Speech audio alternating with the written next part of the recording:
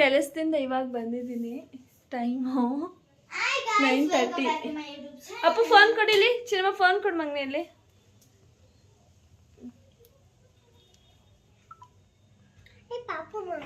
Time ನೋಡಿ 10:02. ನಮ್ಮ boss ಏನೋ ಮಾಡ್ತಿದ್ದಾರೆ, ತೋರಿಸ್ತೀನಿ. ಗೋಪ ಹೌದಾ?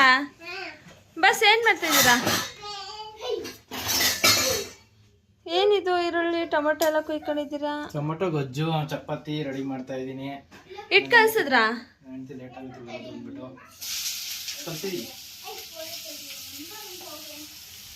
ಅದಕ್ಕೆ ಸಾಸಿವೆ ಕಬ್ಬೇನ್ ಸೊಪ್ಪು ಏನು ಹಾಕ್ಲಿಲ್ಲ, ಈರುಳ್ಳಿ ಹಾಕ್ಬಿಟ್ರಿ. ಹಸಿಟ್ ಕಳ್ಸಿದ್ರಾ? ತೋರಿಸಿ. ಫಸ್ಟ್ ಟೈಮ್ ಕಳ್ಸಿದ್ದೀನಿ, ಗೊತ್ತಾಗ್ತಿರ್ಲಿಲ್ಲ. ನಂಗೂ ಫೋನ್ ಮಾಡೋಣ ಅನ್ಕೊಂಡೆ. ಉಪ್ಪು ಹಾಕಿದ್ರಾ?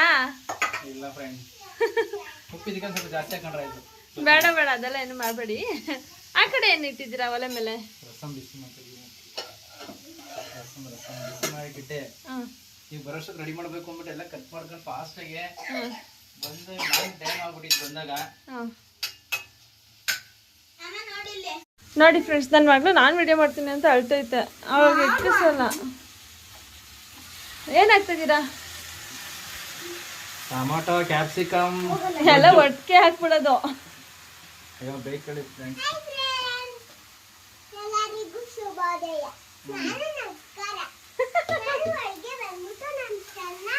Welcome back to my YouTube moms channel.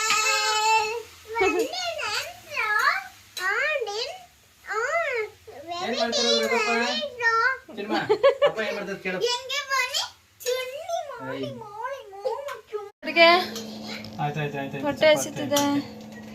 Chapati ಮಾಡ್ತಾ ಇದ್ದಾರೆ. ಪಾಪರ್ಗೆ ಹಾಕೊಟ್ಟಿದ್ದಾರೆ. ಚಿನ್ನಮ್ಮ ಹೆಂಗಿದೆ ಟೇಸ್ಟ್? ಅಪ್ಪ ಮಾಡಿದ್ದು ಸೂಪರಾ?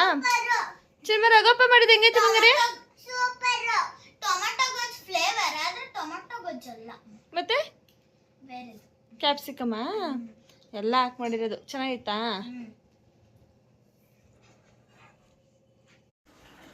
ಫೈನಲಿ ಟೈಮ್ ಈಗ 11 ಗಂಟೆ ಆಗ್ತಾ ಬಂತು.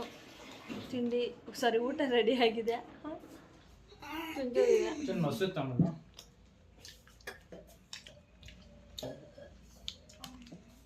ಚೆನ್ನಾಗಿದೆ.